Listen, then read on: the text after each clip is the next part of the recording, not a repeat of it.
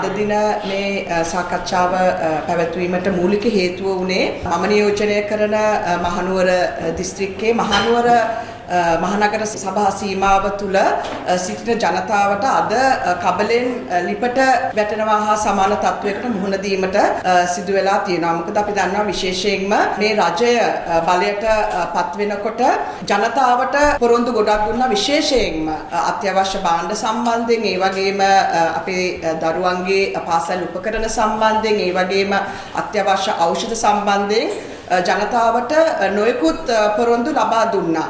අපි දන්නවා පොහොසත් රටක් ලස්සන ජීවිතයක් කියලා ප්‍රතිපත්ති ප්‍රකාශයේ මේ වැට් බද්ද විශේෂයෙන්ම 100% දක්වා අඩු කරනවා කිව්වා. නමුත් අපි දැක්ක දැන් අයවැය දෙකක් සම්බන්ධ වෙලා අද වෙනකොට ඒ වැට් බද්ද කිසිම අඩුවක් සිදු වෙලා නැහැ. ඒ වගේම අපි දැක්ක ගිය අවුරුද්දේ ඉදිරිපත් කරපු අයවැය යෝජනාවලට ඒ කාලේ අපිට සඳහන් කරා ජනතාවට කිසිම අලුත් බද්දක් පනවන්නේ නැහැ කියලා. මොකද ඒකෙන් අදහස් කරේ ජනතාවට බරක් තවදුරටත් පටවන්නේ නැහැ කියලා. නමුත් එහෙම කියපු ආණ්ඩුව දැන් මහනුවර මහනගර සභාවේ ගත්තොත් අද වෙනකොට ජනතාවගේ වරිපනම් ගෙවීම් 100ට 300 400 500 දක්වා වැඩි කිරීමක් අපිට දක්නට ලැබෙනවා. දැන් උදාහරණයක් වශයෙන් දලදා මාලිගා වීදියේ අම්පිටිය ප්‍රදේශයේ එක් කාර්තුවකට 1400ක් ගෙවපු නිවෙස් වලට අද වෙනකොට ඒ එක් කාර්තුවකට 6630ක් ගෙවන්න සිදු වෙලා තිනවා. ඉතින් ප්‍රතිශතයක් වශයෙන් ගත්තොත් 500ක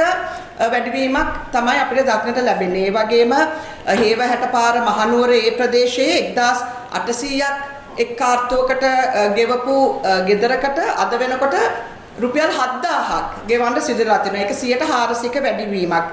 තව ඒ වගේ උදාහරණ රාශියක් තියෙනවා. කටුගස්සර ප්‍රදේශයක් ගත්තොත් සාමාන්‍ය 6900ක් ගෙවපු වාණිජ ගොඩනැගිල්ලකට අද වෙනකොට 4000ක් විතර ගෙවන්න වෙලා තිනවා. ඒ කියන්නේ 100ට 200ක වැඩිවීමක් අපි දක්නට ලැබෙනවා. ඉතින් මේ ආකාරයට අපි දන්නවා 2025 නොවැම්බර් මාසයේ දිට්වා සුළුකුණාටු වලට වැඩි වශයෙන්ම බලපෑමට ලක්ුණේ අපේ මහනුවර දිස්ත්‍රික්කයේ ජනතාව. ඉතින් මේ අවස්ථාවේ විශේෂයෙන්ම ඒ සුළුකුණාටු වලින් පස්සේ තමන්ගේ ජීවිත නැවත යථා තත්වයකට ගෙන ඒමට උරින් උර ගැටෙන මේ ජනතාවට මේ විදියට බදු පැනවීම පිළිබඳව අපි කනගාටුව මේ අවස්ථාවේ ප්‍රකාශ කරන්නට කැමැති. ඉතින් විශේෂයෙන්ම සඳහන් කරන්න කැමැති මේ වැඩි කිරීමට හේතු දෙකක් තියෙනවා. එකක් තමයි ඉඩම් තක්සේරුව අවසාන වශයෙන් මේ මහනුවර නගර සීමාවේ සිදු කරේ 2012 දී.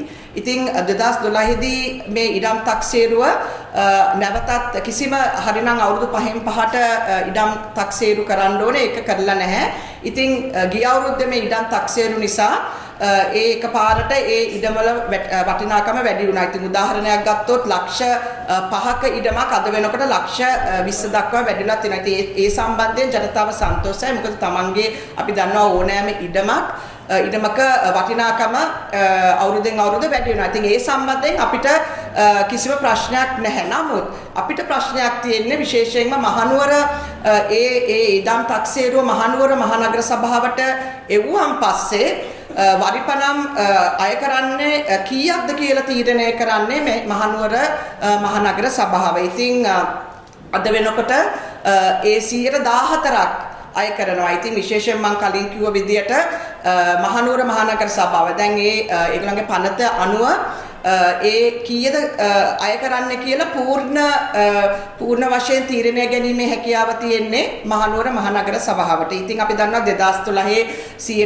8 9 ඒ වගේ ක්‍රමක්‍රමයෙන් පොඩ තමයි මේ ප්‍රතිශතය මහනුවර මහනගර සභාව වැඩි කරලා තියෙන්නේ. ඉතින් මේ ඉඩම් තක්සේරුව වැඩි වීමත් සමගම අපි කියන්නේ විශේෂයෙන්ම මේ දිට්වා සුළුකුණාටු වලට හසුන මහනුවර ජනතාවට මේ වගේ බදු පැනවීම නිසා තවදුරටත් අසරණ තත්වයකට පත් වෙනවා කියලා. මොකද අපි දන්නවා දැන් ඊයේ පෙට්‍රල් මිල වැඩි කරා. ඒ වගේම අපි දන්නවා දැන් ඉදිරියේදී මම දැක්කා පුවත්පත්වල තියෙනවා 11%ක් විදුලි බිල වැඩි කරන්න යෝජනා කරලා තියෙනවා කියලා. ඉතින් මේ ආකාරයට ජනතාවට හැම පැත්තෙම පීඩනයකට ලක් වෙනවා කියලා තමයි විශේෂයෙන්ම මම මේ අවස්ථාවේ සඳහන් කරන්නේ. ඉතින් අපි දන්නවා මේ ආණ්ඩුවේ ප්‍රබල ඇමති කෙනෙක් ඉන්නවා. ඒ වගේම නියෝජ්‍ය අමාත්‍යවරු ඉන්නවා.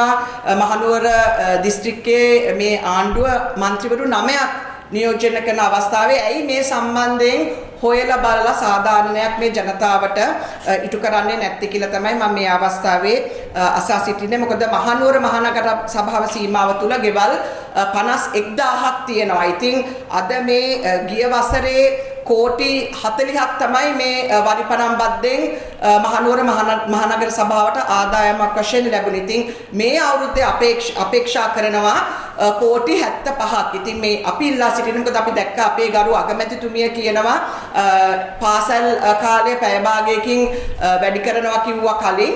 ඒකට අපි දන්නවා ගොඩක් විරෝධතා තිබුණා. නමුත් මේ දිට්වා සුලිකුණාටු නිසා මේ පැය භාගයේ වැඩි කිරීම తాවකාලිකව නතර කරලා තියෙනවා කියලා එතුමිය ගිය සතියේ ප්‍රකාශයක් කරා. ඉතින් මේ ආකාරයට අපි දන්නවා ඉඩම් තාක්ෂේරු වැඩි කරන්න ඕනේ. ඒ වගේම නගර සභාවට ආදායමක් අවශ්‍යයි. අපි ඒ සියලු දේම අපි පිළිගන්නවා.